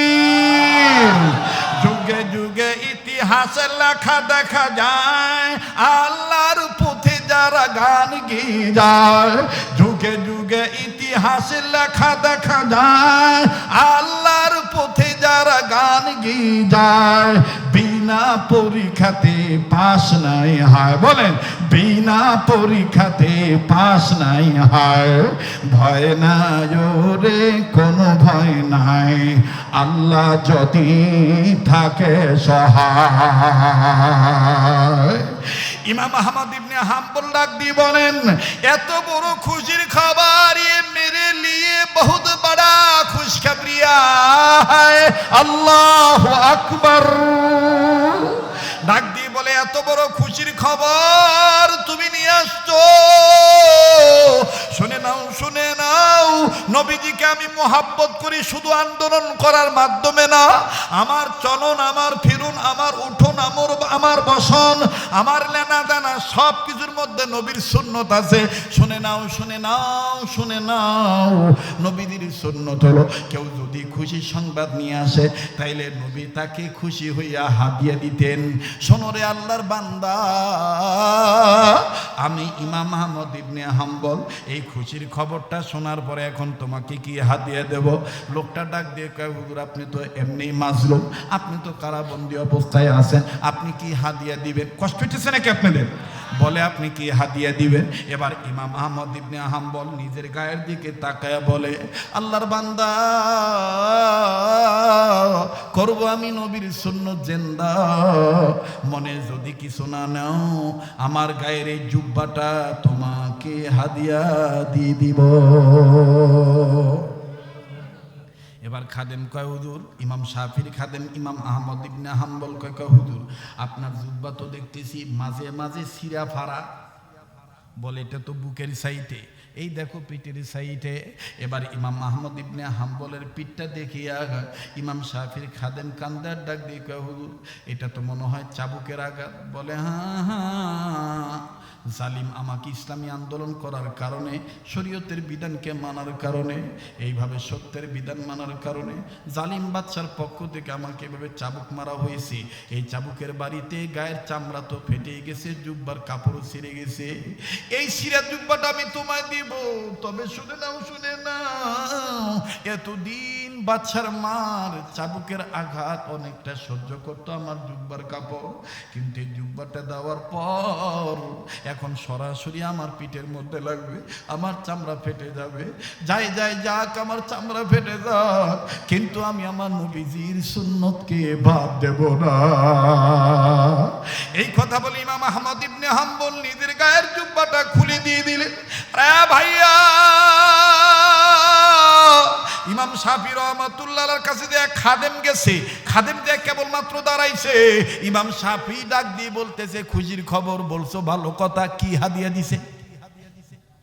সুবহানাল্লাহ কোন? বলে তোমাকে কি কোনো কিছু হাদিয়া দেয় নাই? ওনার গায়ের জুব্বাটা কি তোমাকে দেয় নাই? এবার ইমাম শাফিকে খাদেম ডাক দিয়ে বলে, হুজুর আপনি কেমনে জানলেন আমাকে জুব্বা দিয়েছে? বলে এক আল্লাহর ওলির সাথে আর এক আল্লাহর ওলির কানেকশন আল্লাহর মাধ্যমে আছে। আল্লাহু আকবার বলে। ডাক দিয়ে বলে, হ্যাঁ হ্যাঁ, জুব্বা আমাকে দিয়েছে। বলে কই জুব্বাটা আমাকে দাও, কিছু সময়ের জন্য আমি ইমাম শাফিকে জুব্বাটা দাও, আমি এরপরে তোমাকে দিয়ে দেব। দেখেন ভাইরা আমার, ইমামদের মধ্যে, আইম্মায়ে মুস্তাহিদগণদের মধ্যে নবীদের সুন্নতের ইত্তেবা কেমন ছিল, নবীদের আদর্শকে তারা কেমনে নকল করছে। এবার ইমাম শাফি জুব্বাটা নিলেন, জুব্বাটা নিয়া আমার বন্ধুগণ একটা বালতিতে অথবা কোনো এক পাত্রে পানি নিয়ে জুব্বাটা ভিজাইলেন। জুব্বাটা ভিজাইয়া জুব্বার ভিজানো পানি ইমাম শাফি রহমতুল্লাহ আলাইহি একটা বোতল ভরে রাখলেন, বোতল জাত করলেন। খাদেম জুব্বাটা পাওয়ার পর কয়, হুজুর দিলাম শুকনা জুব্বা, দিলেন ভিজা জুব্বা, বুঝলাম না আর আপনি কেন জুব্বাটা ভিজাই দিলেন? ইমাম শাফি ডাক দিয়ে বলতেছেন, আল্লাহর বান্দা ইমাম আহমদ ইবনে হাম্বল আশিক রাসূল সুন্নতালা উম্মত, আমি ইমাম আহমদ ইবনে হাম্বলের জুব্বাটা ভিজানো পানিটা বোতলে রেখে দিলাম। আমি মৃত্যুর আগে আমার পারিবারিক সদস্যদের কাছে বলে যাব, আমার মরার পর আমার শেষ গোসলটা যেন নবীর আশিক রাসূল সুন্নাতুল্লাহ মর্দে মুজাহিদ ইমাম আহমদ ইবনে হাম্বলের জুব্বা ভিজানো পানি দ্বারা করানো হয়। আমার দিলের বিশ্বাস, এই আশিক রাসূলের জুব্বার পানির দ্বারা আমি গোসল করলে আল্লাহ পাক আমাকে মাফ করে দিতে পারে। ভাইরা আমার, ওনারা জিলাপির আশিক ছিলেন না, ওনারা রবিউল আউয়ালের শুধু গজলের আশিক ছিলেন না, ওনারা নবীজির আগমনের চাঁদকে পেয়ে শুধু খুশি হইতেন না। ওনাদের রাজনীতি, ওনাদের ভোটাভুটি, ওনাদের নির্বাচন, ওনাদের শিক্ষা দরস তাদরিস গাহ, ওনাদের খানকা, ওনাদের দাওয়াত ও তাবলীগ, ওনাদের সব কিছুর মধ্যে ছিল নবীজির আদর্শ। কথা বলেন ঠিক কিনা?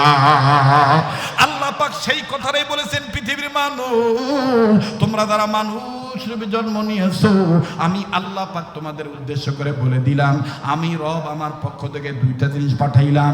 ইয়া আইয়ুহান নাসু ক্বাদ জাআকুম বুরহানুম মির রাব্বিকুম ওয়া আনজালনা ইলাইকুম নূরাম মুবিনা।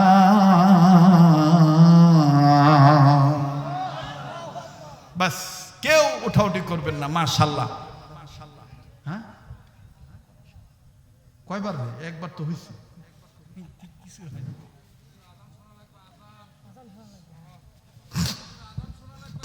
মহতারাম হাজিরিন, আমার সাথে দোয়া করে যাবেন। কারা কারা একটু হাত তুলে দেখান, দুদিকে পাগলটার সাথে মোনাজাত করবেন, আল্লাহ কবুল করবেন। জোরে বলেন আমিন। হাত নামান। আমার ভাইরা, আমার বন্ধুগণ, আমি আপনাদের কাছে ছোট্ট একটা আবদার করব, ছোট্ট একটা আবদার। বলেন, এই এই এরা কি হয়েছে? মুসলমান ভাইরা বলেন, কোরআন শরীফ কয় পারা? আবার জোরে কর। আর একবার। 10 পারা, 10 পারা, 10 পারা। কয় ভাগ হইল? 2 ভাগ সভাপতি সহসভাপতির কাছে জমা দিলাম। মাত্র 1 ভাগের একটা আবদার করব। দেবীর সিরাতকে মেনে নিয়া আল্লাহ রসুলের ভক্ত আশিক রাসূল উম্মত হইয়া এই ময়দানে 10টা ব্যক্তির কাছে নয়, বাজান সবাই মিলে মাত্র 10,000 টাকা, 10 পারা কোরআন শরীফ, 1 ভাগ কোরআন শরীফকে মহব্বত করে একটু দেখতে চাই এই কাবাদরা হাতে।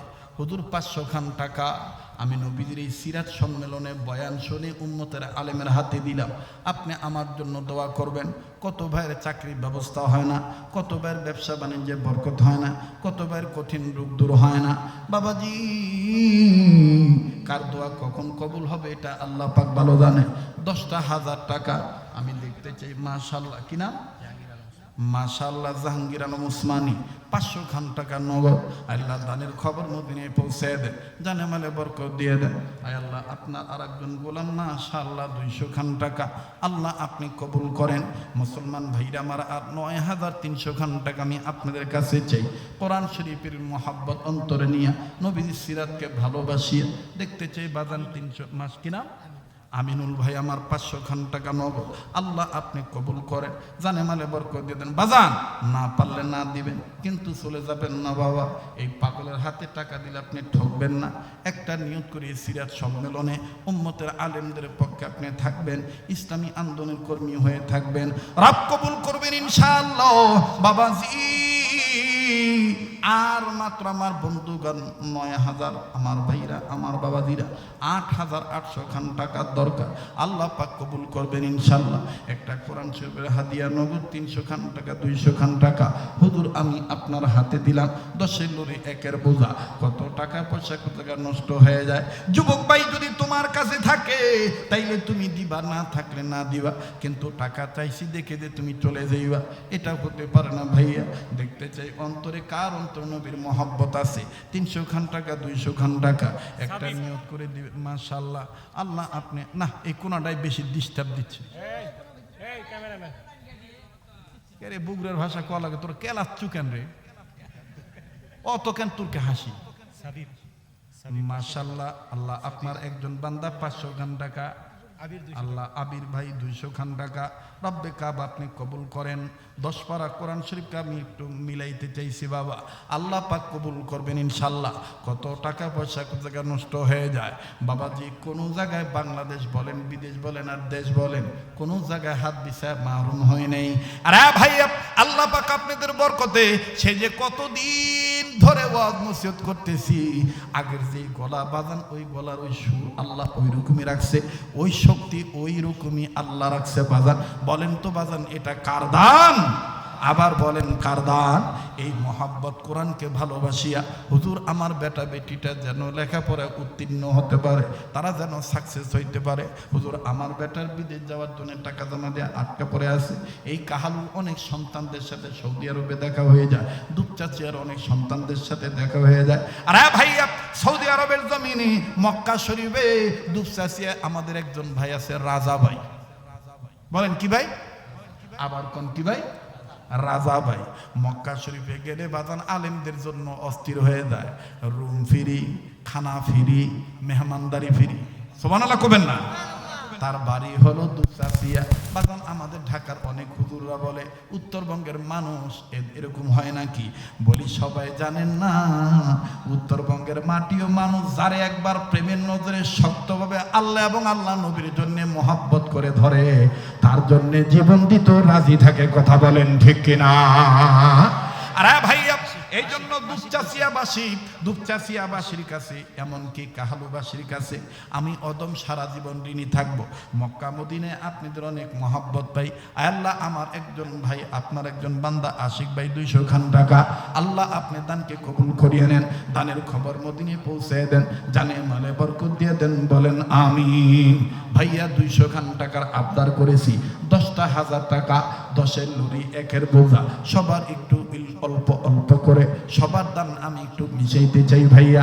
এই মুসাফির মানুষ আপনার কাছে আবদার করেছি, কত টাকা পয়সা কত টাকা নষ্ট হয়ে যায় আমার বন্ধুগণ। আপনার 200 খান টাকা, আপনার 100 খান টাকা, আপনার 500 খান টাকা, একটা 1000 টাকা আপনি কোরআনের মাহফিলে দিলেন, সিরাতের মাহফিলে দিলেন, নবীদের সিরাত গ্রন্থের আলোচনার উপরে দিয়ে দিলেন।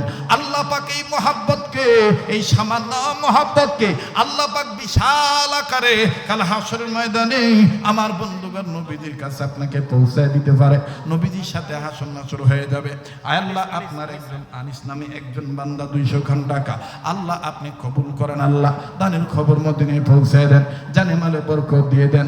ভাইয়া যদি তোমার কাছে 200 খান টাকা থাকে, 100 খান টাকা যদি থাকে, একটা শামীম ভাই নামে 500 টাকা, আল্লাহ আপনি কবুল করেন। এত দূর কেমন করতে পারে ভাই? মাশাআল্লাহ।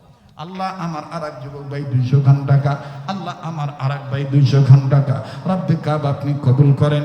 ইয়া আল্লাহ আপনার আরেকজন বান্দা 100 খান টাকা, আল্লাহ আপনার আরেকজন বান্দা 100 খান টাকা, রব্বে কাব আপনি কবুল করেন। মাশাআল্লাহ মাশাআল্লাহ। আমার স্নেহের মাওলানা এইচ এম মেহেদী হাসান সিদ্দিকীর বাবা আমার হাতে 200 খান টাকা দিয়েছি। আল্লাহ কাকা 500 খান টাকা দিয়েছি।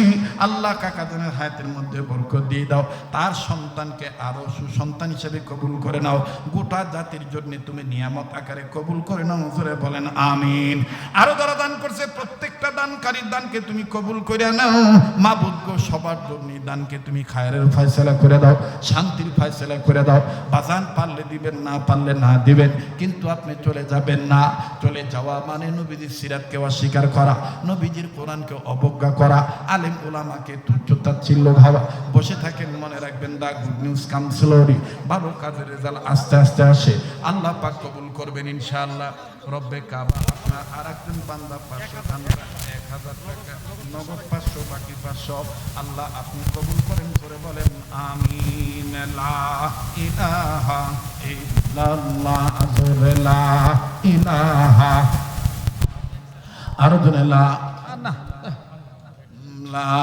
ইলাহা ইল্লাল্লাহ। আল্লাহ তোমার একজন আল্লাহ বান্দা ওলি আল্লাহর আশেক, আল্লাহ গো মাবুদ গো 50টা টাকা দান করছে। আল্লাহ এই ক্ষুদ্র দানকে বৃহৎ কবুল করো। জোরে কোন আমি লা ইলাহা, শোনেন, এই যে মিডিয়ার বাইরে এখন এদের একটা বিষয় আমার খুব খারাপ লাগে। এটা দোয়ার আগে এরা দেখবেন এই জাল মাছ, আপনাদের এলাকায় চিংড়ি মাছের কি কয়? জাল মাছ কয় না? ইসার মাছের ঠ্যাং এতক্ষণ খাড়া হয়েছিল, এখন সব ভালো ঠ্যাংগুলো ভেঙে ফেলল। দোয়ার আগে কটাস কটাস কটাস কটাস করে সব ভাঙে, ঠিক না? এই জন্য বলবো ভাই, যদি গোছানো লাগে, মাশাআল্লাহ, আল্লাহ তুমি কবুল করো। দানের খবর 4550 না? এই নাও, আল্লাহ আপনি কবুল করেন। এই আর 100 টাকা হইলে মুসলমান ভাইরা আমার বন্ধুগণ, রব্বে কাবা আপনি কবুল করেন, জানে মালে বরকত দিয়ে দেন। ইয়া আল্লাহ আপনি দানের খবর মদিনায় পৌঁছায় দেন, জানে মালে বরকত দিয়ে দেন। মা বোনদের কাছে কি আবার লোক পাঠাইতে হবে?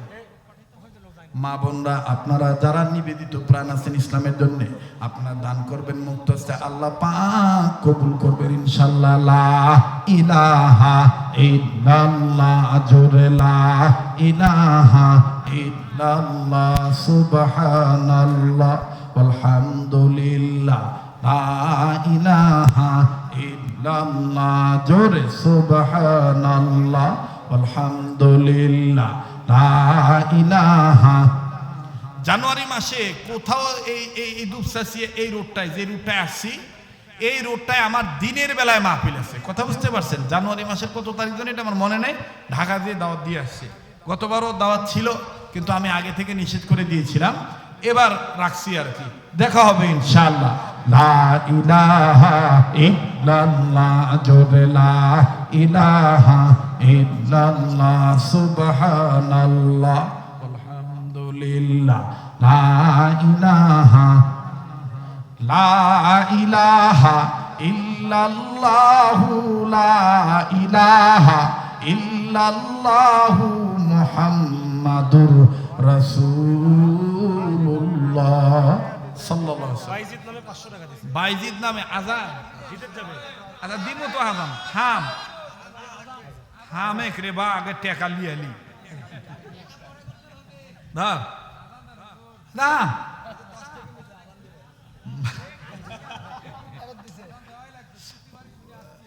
আচ্ছা, মানে সবাই আজান শোনার আবদার ভাই। এখন কি আর আমি আগের মতন ওইরকম আজান দিতে পারি বলেন?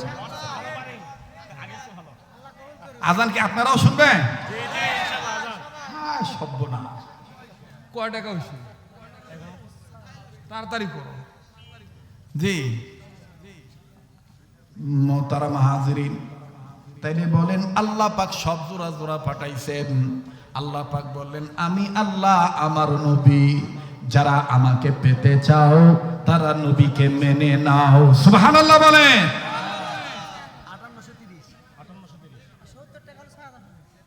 এই 170 টাকা লাগে। আরে কে এক একটা এক একবার এক এক কথা কইছে। আর 70 টাকা লাগে নাকি? আর 70 টাকা হইলে 6000 হবে না? হে, একটা ভাই 20 টাকা দেন তো, আর একটা ভাই 50 টাকা দেন। ওরে দেখলে ছবি পাগল হবি, দেখলে ছবি পাগল হবি, পারবি না উম্মত সইতে পারবি না। তোর আমার আপন যিনি ঘুমায়াছেন মদিনা, তোর আমার আপন যিনি।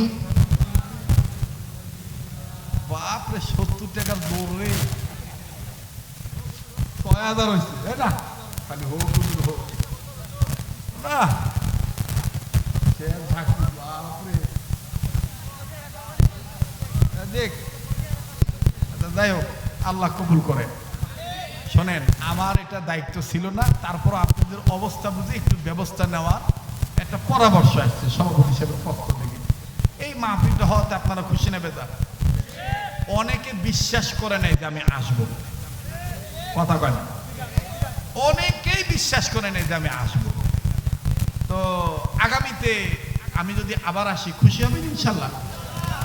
জান আমি ওয়াদা দিলাম, আমার স্নেহের মাওলানা এইচ এম মেহেদি হাসান সিদ্দিকী যদি যোগাযোগ ঠিক রাখে, আল্লাহ যদি আমাকে বাঁচায় রাখে আগামীতে আমি আবার আসবো। তবে আমার অনুরোধ থাকবে, আবার আগামীতে আমার শ্রদ্ধেয় বড় ভাই মাওলানা মুফতি বদরুল রশিদ মিয়া ভাইকেও রাখা চাই। কথা বলেন ঠিক কিনা?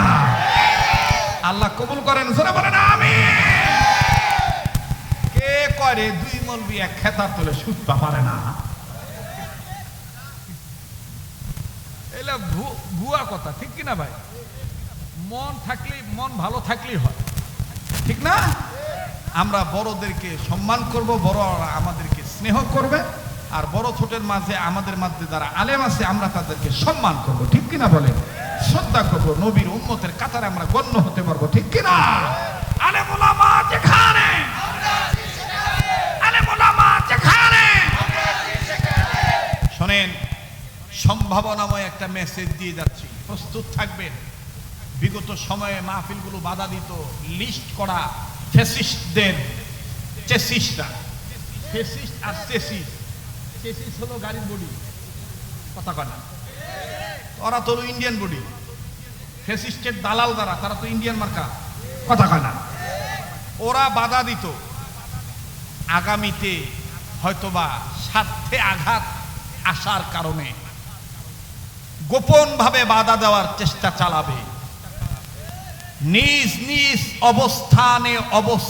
অবস্থায় অবস্থান করে সকল প্রকার বাতিলদের মোকাবেলা করতেই হবে, কথা বলেন ঠিক কিনা?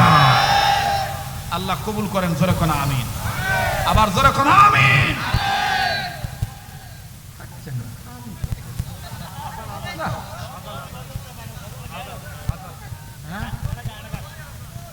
গজল শেষ হওয়ার পরেই আজান, তারপরে মোনাজাত। কি প্রধান অতিথি বানানো লাগবে বা। যাই হোক, তো দেখি তো ঘুমাইছেন না, জাগ না আছেন? যদি আবার একটু তাকবীর দেন তো। লিল্লাহে তাকবীর, লিল্লাহে তাকবীর। আলো আল হাদিসের আলো, কোরআন হাদিস যেখানে, আলেম ওলামা যেখানে, নারে তাকবীর। একটু জিকির করেন লা ইলাহা ইল্লাল্লাহ, জোরে লা ইলাহা, আরো জোরে লা ইলাহা ইল্লাল্লাহ, জোরে লা ইলাহা, লা ইলাহা ইল্লাল্লাহ, লা ইলাহা ইল্লাল্লাহ, লা ইলাহা ইল্লাল্লাহ, মুহাম্মাদুর রাসূলুল্লাহ সাল্লাল্লাহু আলাইহি সাল্লাম। আচ্ছা ভাইরা যত গজল শুনতে চাইছে, কয়েকটা কলি শুনাই দিই নাকি? ঘর